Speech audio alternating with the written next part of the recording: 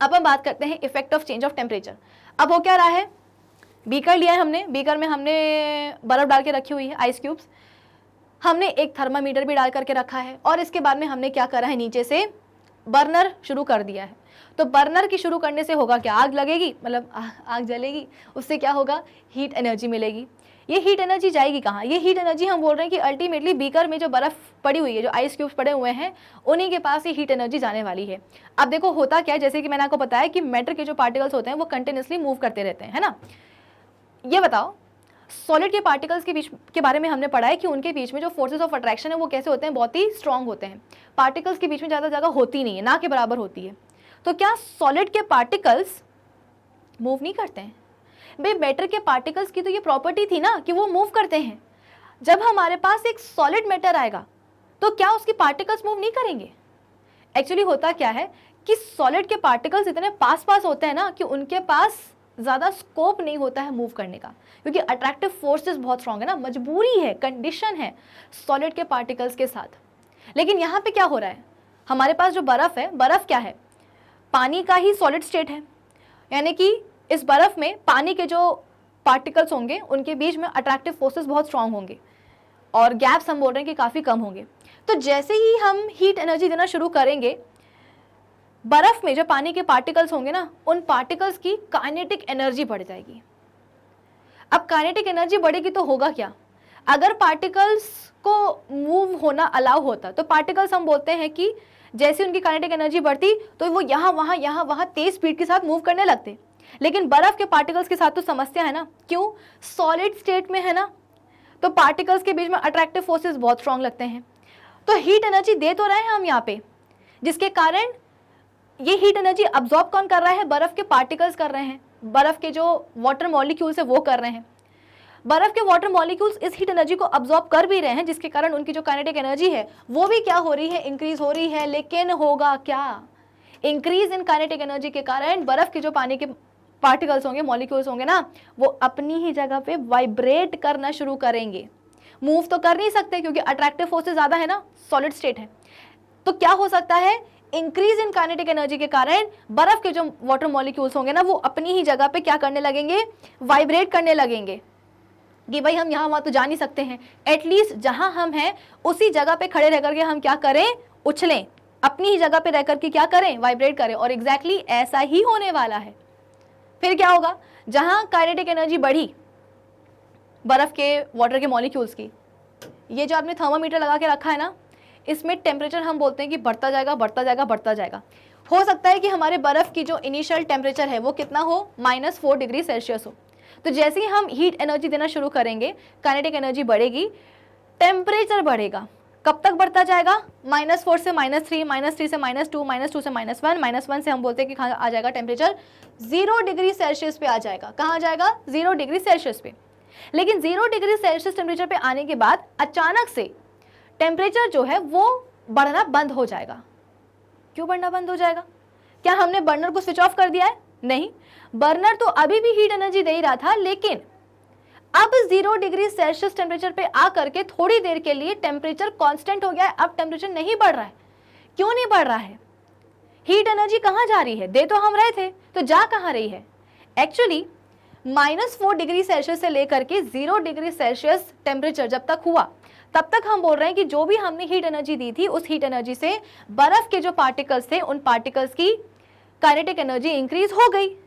In fact इसी increase in kinetic energy से क्या हुआ है, टेम्परेचर में भी आपको इंक्रीज देखने को मिला है। लेकिन अब क्या हुआ कि जब बर्फ के पार्टिकल्स ने क्या करा है, एक आप बोल सकते हो कि काइनेटिक एनर्जी को, एक स्पेसिफिक काइनेटिक एनर्जी को क्या कर लिया है, एक्वायर कर लिया है। इसके बाद में अब जो भी आप हीट एनर्जी दोगे ना, वो हीट एनर्जी पता है कहाँ जाएगी, बर्फ के पार्टिकल्स के बीच में जो फोर्सेस ऑफ अट्रैक्शन लग रहे हैं ना, उस फोर्सेस ऑफ अट्रैक्शन को ओवरकम करने में वो पूरी की पूरी हीट एनर्जी लग जाएगी।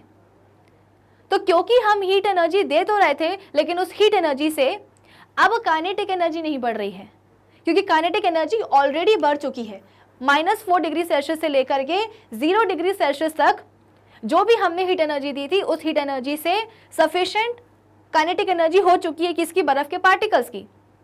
तभी तो टेम्परेचर में भी आपको इंक्रीज देखने को मिला था। लेकिन अब क्या हो रहा है, एट 0 डिग्री सेल्सियस टेम्परेचर जो भी आप हीट एनर्जी देने की कोशिश कर रहे हो, वो हीट एनर्जी पूरी की पूरी कहाँ जा रही है, बर्फ के पार्टिकल्स के ही बीच में जाकर के छुप रही है। क्यों छुप रही है? क्योंकि वो हीट एनर्जी बर्फ के पार्टिकल्स के बीच में, वाटर मॉलिक्यूल्स के बीच में जो फोर्सेस ऑफ अट्रैक्शन है उसको वो ओवरकम करना चाह रही है। और आप इसको ऐसे समझ सकते हो, जैसे मैं एक बर्फ का पार्टिकल हूँ, बर्फ के वाटर मॉलिक्यूल हूँ, सपोज मैं एक, मेरे बगल में दूसरा है, तीसरा है, फोर्थ है, फिफ्थ है, ऐसे हम लोग की लाइन बनी हुई है। अब हम क्या कर रहे हैं, अपनी जगह पे बहुत तेजी के साथ वाइब्रेट कर रहे हैं। हमें बस इतना है कि अगर हमारे बीच में लगने वाला जो अट्रैक्टिव फोर्स है ना, वो अगर कोई थोड़ा सा आकर के कमजोर कर दे तो क्या होगा, हम एक दूसरे से दूर दूर हो जाएंगे। कभी कभी ऐसा होता है ना, मतलब आप इसको ऐसे अज्यूम करो कि आप हो, आपका दोस्त खड़ा है और आपके बीच में दोनों को ही आपने एक रस्सी से बांध के रखा हुआ है। रस्सी के एक एंड से आप बंधे हो, दूसरे एंड से आपका दोस्त बंधा है। अब आप यहाँ दौड़ने की कोशिश कर रहे हो और आपका दोस्त वहां दौड़ने की कोशिश कर रहा है, लेकिन क्योंकि आपके बीच में रस्सी बंधी हुई है तो ना आप यहाँ जा पा रहे हो पूरी तरीके से, ना आपका दोस्त वहां जा पा रहा है। आप बस इस इंतजार में हो कि आप दोनों के बीच में जो रस्सी बंधी हुई है ना, कॉमन रस्सी, उसको आकर के कोई काट दे। जैसे ही कोई काटेगा आप अपने रास्ते चले जाओगे, आपका दोस्त अपने रास्ते चले जाएगा। सिमिलरली यहाँ पे भी ऐसी हो रहा है कि आइस के पार्टिकल्स जो हैं उनके बीच में या उनके अंदर सफिशिएंट काइनेटिक एनर्जी हो गई है।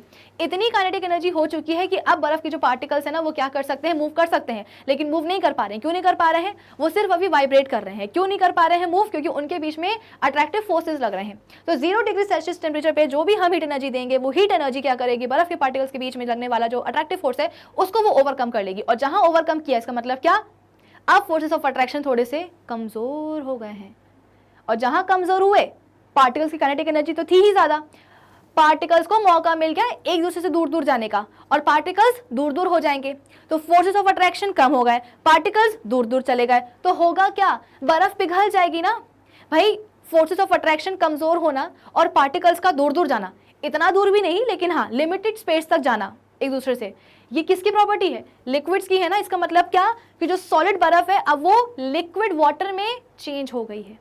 तो ये इंपैक्ट किसका है, ये इंपैक्ट है टेम्परेचर का। तो change of state from solid to liquid, जिसे हम क्या बोलते हैं, मेल्टिंग बोलते हैं। When heat is supplied to a crystalline solid, its temperature increases and hence the kinetic energy of its constituent particles increases. Due to increase in kinetic energy the particles start vibrating with greater speed. Kinetic energy के increase होने के कारण जो particles हैं वो greater speed के साथ vibrate करने लगते हैं। As the temperature is further increase, the energy supplied in the form of heat overcomes the force of attraction between the particles. At this stage, the particles leave their fixed positions and start flowing. भाई अगर forces of attraction को overcome कर लिया है heat ने, तो क्या होगा, पार्टिकल्स जो है ना अब अपनी फिक्स्ड पोजीशन को छोड़ देंगे और फ्लो करना शुरू कर देंगे। In other words, at this temperature the solid melts और the solid is converted into liquid. तो इस टेम्परेचर पे आप बोल सकते हो कि सॉलिड, हम बोलते हैं कि पिघल जाएगा या सॉलिड कन्वर्ट हो जाएगा किसमें, लिक्विड में। The temperature at which a solid melts to become a liquid at atmospheric pressure is called melting point. तो मेल्टिंग पॉइंट क्या होता है भाई, एक ऐसा टेम्परेचर जिसमें कि आग करके जो सॉलिड है वो अपने लिक्विड स्टेट में मेल्ट हो जाए एट एटमॉस्फेरिक प्रेशर, उसे हम क्या बोलते हैं, उस सब्सटेंस का मेल्टिंग पॉइंट बोलते हैं। फॉर एग्जांपल जो बर्फ है हमारे पास, बर्फ कितने टेम्परेचर पे आकर के मेल्ट हुई थी पानी में, 0 डिग्री सेल्सियस पे। इसका मतलब क्या कि 0 डिग्री सेल्सियस क्या हो जाएगा, मेल्टिंग पॉइंट हो जाएगा बर्फ का। चलो अब हम बात करते हैं लेटेंट हीट ऑफ फ्यूजन की। We have seen from the above experiment that once the melting process starts, the temperature remains constant till the entire solid melts even though we continue to supply the heat। जैसे कि मैंने आपको बताया था कि बर्फ का जो टेम्परेचर है वो कितना है, -4 डिग्री सेल्सियस है। -4 से जो टेम्परेचर है वो कितना इंक्रीज हुआ, 0 डिग्री सेल्सियस हुआ। अब जैसे ही टेम्परेचर 0 डिग्री सेल्सियस हुआ, इसके बाद में अब हमें फर्दर और इंक्रीज इन टेम्परेचर देखने को नहीं मिल रहा है। क्यों नहीं मिल रहा है, हीट एनर्जी तो हम दे ही रहे थे, इसलिए नहीं मिल रहा है क्योंकि वो जो अब हम एट 0 डिग्री सेल्सियस टेम्परेचर जो भी हम हीट एनर्जी दे रहे थे, वो हीट एनर्जी क्या हो रही थी, बर्फ के पार्टिकल्स के बीच में ही जाकर के छुप जा रही थी। ये जो हीट एनर्जी है अब ये बर्फ के पार्टिकल्स की काइनेटिक एनर्जी को इंक्रीज नहीं करेगी। क्यों नहीं करेगी, क्योंकि सफिशिएंट उनकी काइनेटिक एनर्जी अचीव हो चुकी है। अब बारी है क्या, उनके बीच में जो अट्रैक्टिव फोर्सेस लग रहे हैं उनको ओवरकम करने की। तो एट 0 डिग्री सेल्सियस टेम्परेचर जो भी हम हीट एनर्जी देंगे वो पूरी की पूरी हीट एनर्जी बर्फ के पार्टिकल्स के बीच में जाकर के छुप जाएगी और उनके बीच में जो अट्रैक्टिव फोर्स है उनको वो ओवरकम करेगी। इसलिए जब तक कि पूरी की पूरी बर्फ पानी में मेल्ट नहीं हो जाती है तब तक टेम्परेचर 0 डिग्री सेल्सियस से आगे बढ़ेगा ही नहीं। जब पार्टिकल्स की काइनेटिक एनर्जी इंक्रीज होती है ना, तब जाकर के टेम्परेचर हम बोलते हैं कि मैटर का इंक्रीज होता है। तो सवाल यह है कि where does this heat energy go? So this heat energy is actually used up in overcoming the forces of attraction between the particles of a solid during the change of state from solid to liquid without increasing their kinetic energy. कि जो भी heat energy है वो क्या कर रही है, particles के बीच में, सॉलिड के पार्टिकल्स के बीच में जो भी फोर्सेस ऑफ अट्रैक्शन है उसको वो ओवरकम कर रही है ताकि सॉलिड हम बोलते हैं कि लिक्विड में चेंज हो जाए बिना पार्टिकल्स की काइनेटिक एनर्जी को इंक्रीज करे। Since the kinetic energy of the particles does not change, therefore the temperature of the substance does not rise during the change of state. The amount of heat energy that is required to change 1 kg of a solid into liquid at atmospheric pressure at its melting point is known as the latent heat of fusion. Ice अपने melting point तक पहुंच गई थी, 0 degree Celsius तक पहुंच गई थी। अब उस 0 डिग्री सेल्सियस टेम्परेचर पे 1 किलो आइस को चेंज करना है किसमें, लिक्विड में। तो उस 1 किलो आइस को लिक्विड में चेंज करने के लिए जितनी हीट एनर्जी लगेगी उस हीट एनर्जी के अमाउंट को एट एटमॉस्फेरिक प्रेशर हम क्या बोलेंगे, लेटेंट हीट ऑफ फ्यूजन बोलेंगे। मेल्टिंग को हम फ्यूजन भी बोलते हैं, ठीक है। तो latent heat of fusion ice की कितनी हो सकती है, 3.347 इंटू 10⁵ जूल्स पर केजी। यानी कि 1 केजी बर्फ को उसके मेल्टिंग पॉइंट पे आपको अगर मेल्ट करवाना है लिक्विड में तो कितनी लेटेंट हीट ऑफ फ्यूजन आपको देनी पड़ेगी, दिस मच देनी पड़ेगी। This means that 3.347 into 10⁵ joules of heat is required to change 1 kilogram of ice at its melting point यानी कि 0 degree Celsius into the water at the same temperature that is 273 Kelvin। आई बात समझ में? Next क्या है, change of state from liquid to solid. अच्छा, अब हम रिवर्स पढ़ रहे हैं। रिवर्स मतलब क्या, अभी तो हम सॉलिड से लिक्विड में जा रहे थे, अब हम लिक्विड टू सॉलिड जाएंगे। तो जब हम लिक्विड टू सॉलिड जाते हैं तो उसको हम फ्रीजिंग भी बोलते हैं या फिर उसको हम सॉलिडिफिकेशन भी बोलते हैं। अब यहाँ पे क्या लिखा गया है कि if the temperature of a liquid is lowered, देखो अभी तक हम क्या कर रहे थे, बर्फ को पिघलाने के लिए हीट एनर्जी दे रहे थे, अब हम हीट एनर्जी देंगे नहीं, ठीक है। और हम क्या कर रहे हैं, टेम्परेचर जो है लिक्विड का इनफैक्ट हम कम ही कर रहे हैं। तो अगर टेम्परेचर कम हो जाएगा, भाई देखो ऐसा है कि पार्टिकल्स, किसी भी सॉलिड की जो पार्टिकल्स थे उनकी काइनेटिक एनर्जी बढ़ कब रही थी, जब आप उनको हीट एनर्जी दे रहे थे। अब हमारे पास क्या है, लिक्विड है। लिक्विड के पार्टिकल्स की जो काइनेटिक एनर्जी है उसको हमको इंक्रीज नहीं करना है, उसको हमें क्या करना है, कम करना है। तो ऑब्वियस सी बात है, अगर हमें काइनेटिक एनर्जी कम करवानी है लिक्विड के पार्टिकल्स की तो उसको हम हीट एनर्जी नहीं देंगे। इनफैक्ट हम क्या करने वाले हैं, हो सके तो हम टेम्परेचर को ही क्या करेंगे, कम करेंगे, है ना। टेम्परेचर को कम करने से होगा क्या, लिक्विड के जो पार्टिकल्स हैं उनकी जो काइनेटिक एनर्जी है वो कम हो जाएगी। लिक्विड के जो पार्टिकल्स हैं ऑलरेडी उनकी काइनेटिक एनर्जी थी तो वो यहाँ वहाँ मूव कर रहे थे, लेकिन अब क्या हुआ, टेम्परेचर को कम करने से लिक्विड के जो पार्टिकल्स हैं उनकी काइनेटिक एनर्जी कम हो गई है। कम होने के कारण पता है क्या होगा, पार्टिकल्स अब स्लोली मूव करेंगे और जहाँ उनका स्लो मूवमेंट हुआ फोर्सेस ऑफ अट्रैक्शन जग जाएंगे कि अरे पार्टिकल्स का जो मोशन है वो स्लो हो गया है, चलो इनके ऊपर जाकर के लग जाते हैं। और एग्जैक्टली यही होता है कि टेम्परेचर को कम करने से लिक्विड के जो पार्टिकल्स हैं उनकी काइनेटिक एनर्जी कम हो जाती है, पार्टिकल्स स्लोली मूव करने लगते हैं। स्लोली मूव करते करते आप बोल सकते हो कि उनके ऊपर फोर्सेस ऑफ अट्रैक्शन ज़्यादा लग जाते हैं, जिसके कारण अट्रैक्टिव फोर्सेस अगर ज़्यादा लग रहे हैं इसका मतलब क्या कि पार्टिकल्स पास पास आ जाएंगे। और अगर पार्टिकल्स पास पास आए इसका मतलब क्या कि अब उनके पास होने वाला है क्या, डेफिनेट शेप, डेफिनेट वॉल्यूम, यानी कि अब लिक्विड चेंज होने वाला है किसमें, सॉलिड में। So the kinetic energy of the particles decreases and the particles start moving slowly. As the temperature is further lowered, the attractive forces pull the particles close together and the substance freezes. अब जब हम temperature को और further क्या करेंगे, कम करेंगे, तो attractive forces क्या करने वाले हैं, पार्टिकल्स को खींच लेंगे अपनी तरफ, क्योंकि पार्टिकल्स तो अब बहुत ही स्लोली मूव करने लगे हैं क्योंकि उनकी काइनेटिक एनर्जी कम हो गई है टेम्परेचर को कम करने पर। तो अब फोर्सेस ऑफ अट्रैक्शन क्या करेंगे, पार्टिकल्स को पकड़ करके खींच लेंगे, जिसके कारण जो सब्सटेंस है वो फ्रीज हो जाएगा। लिक्विड चेंज हो चुका है किसमें, सॉलिड में। So the temperature at which a liquid freezes to become a solid at atmospheric pressure is called the freezing point. The process, अच्छा, एक ऐसा टेम्परेचर जिसमें कि लिक्विड क्या हो जाए, फ्रीज हो जाए, किसमें, सॉलिड में, एटमॉस्फेरिक प्रेशर पे, उसे हम क्या बोलते हैं, उसका, उस लिक्विड का फ्रीजिंग पॉइंट बोलते हैं, ठीक है. The process of freezing that is the change of state from liquid to solid is also known as solidification. इतना क्लियर है. तो मेल्टिंग को फ्यूजन भी बोल सकते हो, फ्रीजिंग को सॉलिडिफिकेशन भी बोल सकते हो. तो ये सारे टर्म्स हैं जो कि आप भूलोगे नहीं. अब हुआ क्या कि जो पानी है वो फ्रीज होता है किस पे, 273 केल्विन पे ही. एक बात बताओ, बर्फ कितने टेम्परेचर पे पिघल रही थी, 0 डिग्री सेल्सियस पे. पानी कितने टेम्परेचर पे फ्रीज हो रहा है, 0 डिग्री सेल्सियस पे. यानी कि एट 0 डिग्री सेल्सियस टेम्परेचर आपको पानी और बर्फ दोनों ही मिलने वाले हैं. But the particles in water at 0 degree Celsius have more energy as compared to particles in ice at the same temperature, since during the change of state from ice to water. अब एक बात बताओ, 0 degree Celsius temperature पे आपको पानी और बर्फ़ दोनों ही मिल रहे हैं, लेकिन 0 डिग्री सेल्सियस टेम्परेचर पे जो पानी होगा ना, पानी के जो पार्टिकल्स होंगे उनके पास एनर्जी क्या होने वाली है, ज़्यादा होने वाली है. क्यों? एक बात बताओ, बर्फ़ पानी में पिघली कैसे थी? बर्फ़ पानी में पिघली ऐसे थी क्योंकि हमने उसको क्या किया था, हीट एनर्जी दी थी. इस हीट एनर्जी को किसने अब्जॉर्ब किया था, बर्फ़ के पार्टिकल्स ने ही करा था. बर्फ़ के जो पानी के पार्टिकल्स थे, मॉलिक्यूल्स थे, उन मॉलिक्यूल्स ने क्या करा था, हीट एनर्जी को अब्जॉर्ब किया था, जिसके कारण उनकी काइनेटिक एनर्जी बढ़ गई थी. फिर फर्दर और इंक्रीज इन हीट एनर्जी से हुआ क्या, अट्रैक्टिव फोर्सेस को ओवरकम कर लिया गया और जो बर्फ़ है वो पानी में पिघल गई.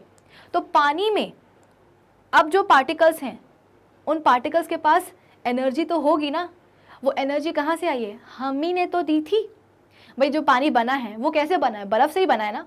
पानी की जो पार्टिकल्स हैं वो किसके पार्टिकल्स हैं, बर्फ़ की तो वाटर पार्टिकल्स है ना. तो बर्फ़ क्योंकि जब पिघली तो वो हीट एनर्जी को अब्जॉर्ब करके पिघली, तो पानी में जो पार्टिकल्स होंगे उन पार्टिकल्स के पास हीट एनर्जी कैसी होगी, ज़्यादा होगी. लेकिन अगर हम बात करेंगे किसकी, 0 डिग्री सेल्सियस टेम्परेचर पे जो बर्फ़ है उसकी अगर हम बात करें, ठीक है, तो जैसे कि मैंने बोला कि हम 0 डिग्री सेल्सियस टेम्परेचर पे हम क्या करते हैं, पानी को जमाते हैं. तो पता है पानी जमता कैसे है, पानी के जो पार्टिकल्स होते हैं ना, वो आप बोल सकते हो कि हीट एनर्जी को क्या करते हैं, रिलीज करते हैं.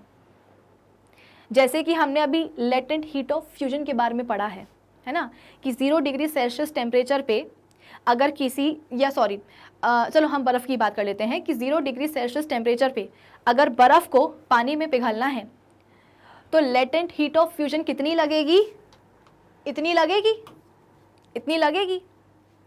सिमिलरली जब 0 डिग्री सेल्सियस टेम्परेचर पे ही पानी जब बर्फ़ में आकर के फ्रीज होगा ना, तो पानी के जो पार्टिकल्स है ना वो इस latent heat of fusion of ice के बराबर ही क्या करने वाले हैं, एनर्जी को रिलीज करने वाले हैं.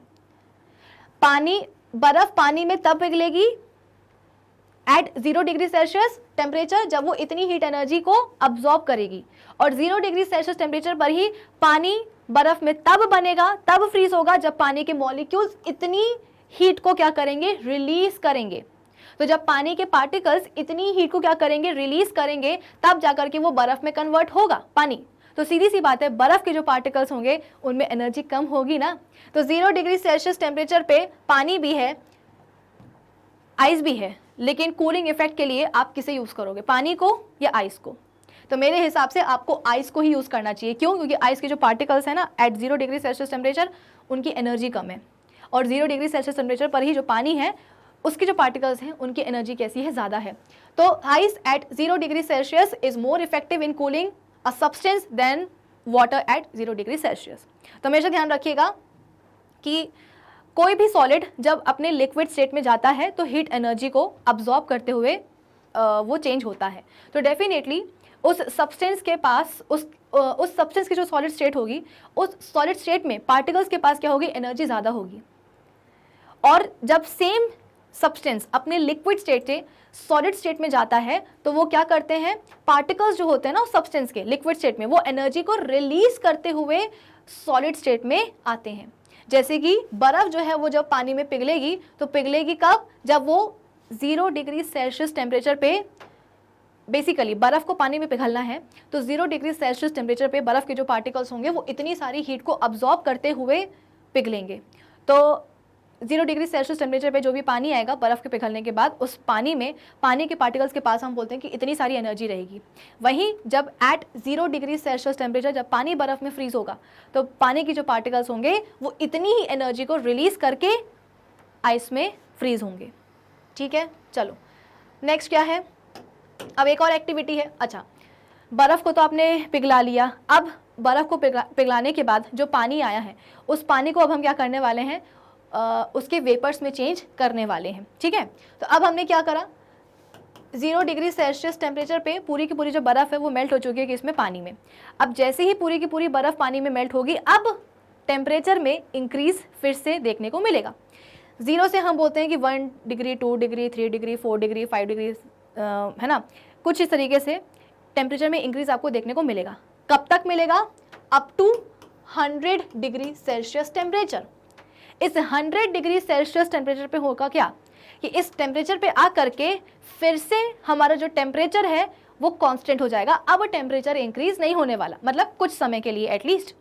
ऐसा क्यों, क्योंकि जब 0 डिग्री सेल्सियस से लेकर के 100 डिग्री सेल्सियस तक टेम्परेचर हुआ तो ये टेम्परेचर में इंक्रीज क्यों हुआ, क्योंकि हम क्या कर रहे थे, हीट एनर्जी दे रहे थे। ये हीट एनर्जी कर क्या रही थी, ये हीट एनर्जी पानी के पार्टिकल्स की जो काइनेटिक एनर्जी थी ना उसको इंक्रीज कर रही थी। 100 डिग्री सेल्सियस टेम्परेचर पर आने के बाद ऐसा नहीं है कि हमने हीट एनर्जी को सप्लाई बंद कर दिए, सप्लाई तो उसकी अभी भी आ रही थी, लेकिन 100 डिग्री सेल्सियस टेम्परेचर पे जो हम हीट एनर्जी दे रहे हैं ना, अब वो हीट एनर्जी पता है क्या करेगी, पानी के पार्टिकल्स के बीच में जाकर के छुप जाएगी। क्यों छुप जाएगी, क्योंकि वो अब पानी के पार्टिकल्स के बीच में जो फोर्सेस ऑफ अट्रैक्शन है ना उसको वो तोड़ना चाहती है, उसको वो ओवरकम करना चाहती है। जैसे कि हमने पहली वाली एक्टिविटी में पढ़ा था वैसे यहाँ पे हो रहा है कि 0 से 100 डिग्री सेल्सियस टेम्परेचर तक आपको जो भी आप हीट एनर्जी दे रहे हो उस हीट एनर्जी से पानी के जो पार्टिकल्स हैं उनकी काइनेटिक एनर्जी बढ़ेगी, और काइनेटिक एनर्जी के बढ़ने के कारण ही टेम्परेचर में आपको इंक्रीज देखने को मिलेगा। लेकिन 100 डिग्री सेल्सियस टेम्परेचर आने के बाद अब टेम्परेचर थोड़ा टाइम के लिए कांस्टेंट हो जाएगा। क्यों हो जाएगा, क्योंकि अब जो अभी आप हीट एनर्जी दे रहे होगे वो हीट एनर्जी पानी के पार्टिकल्स के बीच में जो फोर्सेस ऑफ अट्रैक्शन है उसको तोड़ने में लग जाएगी। अब वो पानी के पार्टिकल्स की काइनेटिक एनर्जी को इंक्रीज नहीं करेगी। क्यों, क्योंकि sufficient kinetic energy increase already हो चुकी है। तो change of state from liquid to gas क्या कहलाता है, बॉइलिंग कहलाता है। अब यहाँ पे हुआ क्या कि when heat is further supplied to the liquid the kinetic energy of the particles further increase. फिर क्या होगा, as a result the interparticle distances increase and the forces of attraction between the particles weaken. Ultimately a stage is reached when the interparticle distances will be maximum as the forces of attraction holding the particles together are completely cut off. देखो ऐसा है, solids में मैंने आपको पढ़ाया था कि particles को जब हम हीट एनर्जी सप्लाई करते हैं तो हीट एनर्जी को अब्जॉर्ब करने के बाद जो पार्टिकल्स हैं उनकी काइनेटिक एनर्जी बढ़ जाती है, और काइनेटिक एनर्जी के बढ़ने के बाद होता क्या है, सॉलिड के पार्टिकल्स अपनी ही जगह पे खड़े रह करके वाइब्रेट करते हैं। क्यों भाई, अगर पार्टिकल्स ने हीट एनर्जी को अब्जॉर्ब कर ही लिया है, उनकी काइनेटिक एनर्जी बढ़ ही गई है, तो इस इंक्रीज इन काइनेटिक एनर्जी से क्या सॉलिड के पार्टिकल्स मूव नहीं कर सकते हैं यहाँ वहाँ, क्या एक दूसरे से दूर दूर नहीं जा सकते हैं, नहीं जा सकते हैं। क्यों नहीं जा सकते हैं, क्योंकि सॉलिड के पार्टिकल्स के बीच में अट्रैक्टिव फोर्सेस बहुत ही स्ट्रॉन्ग हैं, जिसके कारण उसके जो पार्टिकल्स हैं ना सॉलिड के, वो एकदम क्लोजली और टाइटली पैक्ड हैं। तो भले आप उनको हीट एनर्जी दे दो, उस हीट एनर्जी से उनकी काइनेटिक एनर्जी बढ़ जाए, काइनेटिक एनर्जी के इंक्रीज होने के बावजूद वो यहाँ वहाँ मूव कर ही नहीं पाते हैं। उनके पास यहाँ वहाँ मूव करने का ऑप्शन होता ही नहीं है। केवल एक ऑप्शन होता है कि अगर काइनेटिक एनर्जी बढ़ी गई है पार्टिकल्स की, तो पार्टिकल्स क्या करेंगे, अपनी ही जगह पे खड़े रह के क्या करने लगेंगे, ऐसे ऐसे ऐसे ऐसे वाइब्रेट करने लगेंगे। यहाँ वहाँ नहीं जा पाएंगे, एक दूसरे से दूर दूर नहीं जा पाएंगे। लेकिन हाँ, फर्दर अगर आपने और हीट एनर्जी सप्लाई कर दी, भाई पार्टिकल्स की भी जो काइनेटिक एनर्जी है वो एक हद तक ही तो बढ़ेगी ना। जब काइनेटिक एनर्जी पार्टिकल्स की मैक्सिमम हो जाती है, उसके बाद में जो आप फर्दर हीट एनर्जी सप्लाई करोगे वो हीट एनर्जी पार्टिकल्स के बीच में जाकर के छुप जाएगी, और छुपने के बाद क्या करेगी, पार्टिकल्स के बीच में वो जो स्ट्रॉन्गेस्ट अट्रैक्टिव फोर्सेस लग रहे हैं ना, उन अट्रैक्टिव फोर्सेस को वो एनर्जी क्या करने वाली है, कमज़ोर करने वाली है। और जहाँ एनर्जी ने अट्रैक्टिव फोर्सेस को क्या किया है, कमज़ोर किया है, वहीं पार्टिकल्स के पास एक गोल्डन चांस आ जाता है एक दूसरे से दूर दूर जाने का। बहुत ज़्यादा नहीं, लेकिन हाँ एटलीस्ट वो थोड़ा थोड़ा एक दूसरे से अलग तो हो ही सकते हैं। तो एग्जैक्टली यही होता है। इसीलिए तो जो सॉलिड है वो लिक्विड स्टेट में चेंज हो जाता है कि जहाँ हीट एनर्जी ने पार्टिकल्स के बीच में अट्रैक्टिव फोर्सेस को कमज़ोर किया, पार्टिकल्स के पास काइनेटिक एनर्जी तो थी ही मैक्सिमम, तो उसी मैक्सिमम काइनेटिक एनर्जी के चलते हुए पार्टिकल्स क्या करने लगेंगे, मूव करना शुरू कर देंगे। बहुत ज़्यादा नहीं, लेकिन हाँ करना शुरू कर देंगे। तो जो सॉलिड है वो लिक्विड में चेंज हो जाएगा। यहाँ क्या हो रहा है, थैंकफुली लिक्विड्स के साथ ऐसी कोई समस्या नहीं होती है। इस एग्जाम्पल में, इस केस में हम एग्जाम्पल किसको ले रहे हैं, पानी को ले रहे हैं एज अ लिक्विड। तो लिक्विड्स में हम बोलते हैं कि पार्टिकल्स के बीच में अट्रैक्टिव फोर्सेस तो लगते हैं, ऐसा नहीं कि लग नहीं रहे, लग रहे हैं, लेकिन इतने स्ट्रांग नहीं होते हैं, सॉलिड्स के जैसे स्ट्रांग नहीं होते हैं। तो आप बोल सकते हो कि थोड़े से कमज़ोर अट्रैक्टिव फोर्सेस के कारण लिक्विड के जो पार्टिकल्स होते हैं वो एक दूसरे से अलग हो सकते हैं, मूव कर सकते हैं। बहुत ज़्यादा नहीं, लेकिन हाँ थोड़ा बहुत तो वो अलग हो ही जाएंगे एक दूसरे से और मूव करने लगेंगे, जिसके कारण लिक्विड्स हमारे क्या करते हैं, फ्लो करते हैं आसानी से। ठीक है, अब क्या होगा, अब हम हीट एनर्जी दे रहे हैं। हीट एनर्जी को देने से होगा क्या, लिक्विड के जो पार्टिकल्स हैं वो इस हीट एनर्जी को अब्सॉर्ब करेंगे कि हाँ भाई आने दो आने दो आने दो। इस हीट एनर्जी से होगा क्या, काइनेटिक एनर्जी फिर बढ़ जाएगी। फिर बढ़ने से क्या होगा, अब लिक्विड के जो पार्टिकल्स हैं वो मूव तो कर सकते हैं ना, तो वो क्या करेंगे, और जोर से जो है ना मूवमेंट अपना शुरू कर देंगे। क्यों, क्योंकि काइनेटिक एनर्जी बढ़ गई है ना।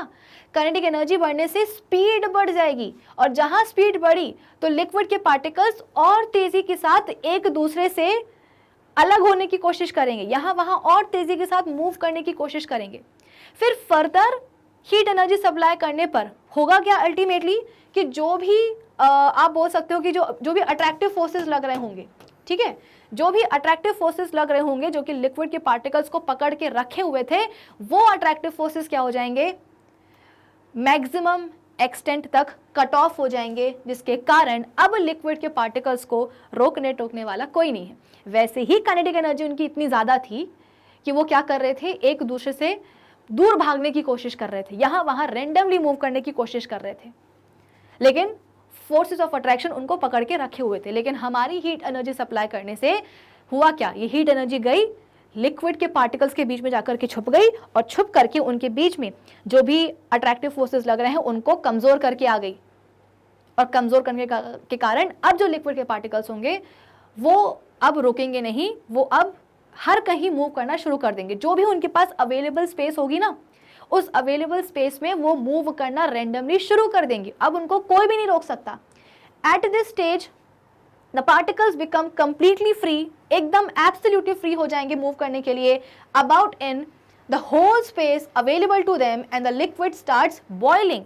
इस स्टेज में हम बोलते हैं कि लिक्विड क्या होने लगा है, बॉयल होने लगा है। हमने पानी का एग्जांपल लिया है, तो इस स्टेज में आकर के पानी बॉयल होने लगेगा, यानी कि वो अपनी वेपर्स में चेंज होने लगेगा। भाई सीधी सी बात है, फोर्सेस ऑफ अट्रैक्शन अब बहुत ही कमजोर पड़ गए हैं, पार्टिकल्स अब कुछ ज्यादा ही एक दूसरे से दूर दूर जा रहे हैं। इसका मतलब क्या कि लिक्विड चेंज होता जा रहा है किसमें, अपने गैसियस स्टेट में। That is the liquid changes into its vapours. अब जो लिक्विड है वो अपनी रिस्पेक्टिव वेपर्स में क्या हो रहा है, चेंज होता जा रहा है। The temperature at which a liquid starts boiling at the atmospheric pressure is called its boiling point.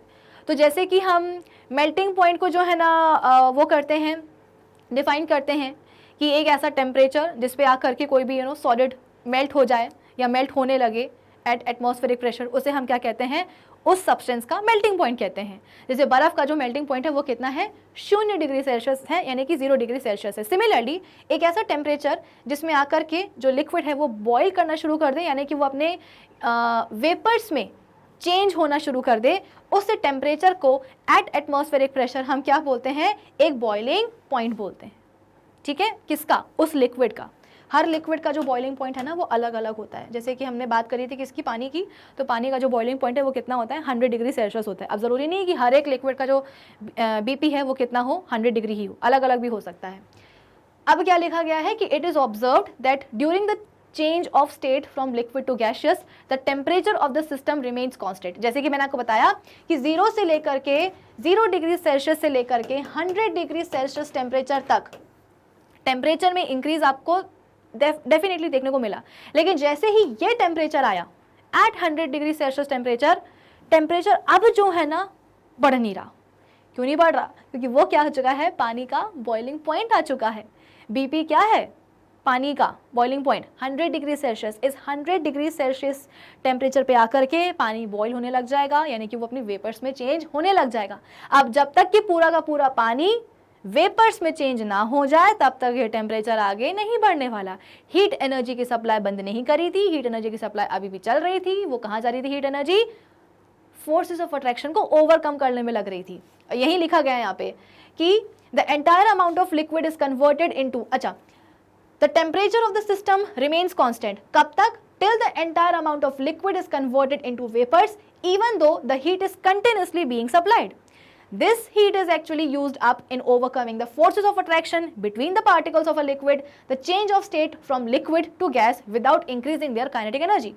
Since the kinetic energy of the particles does not increase, therefore the temperature of the liquid does not rise during the change of state.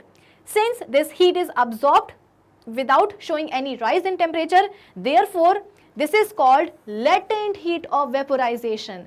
अब जो हम further मतलब 100 degree Celsius temperature पे पहुंचने के बाद, पानी का एग्जांपल हम ले रहे हैं, इस टेम्परेचर पे पहुंचने के बाद जो भी हम हीट एनर्जी सप्लाई कर रहे हैं वो हीट एनर्जी आप बोल सकते हो कि पार्टिकल्स की जो काइनेटिक एनर्जी है उसको इंक्रीज नहीं कर रही है, बल्कि आप बोल सकते हो कि ये पूरी की पूरी कहाँ जा रही है, हीट एनर्जी पार्टिकल्स के बीच में ही जाके छुप रही है।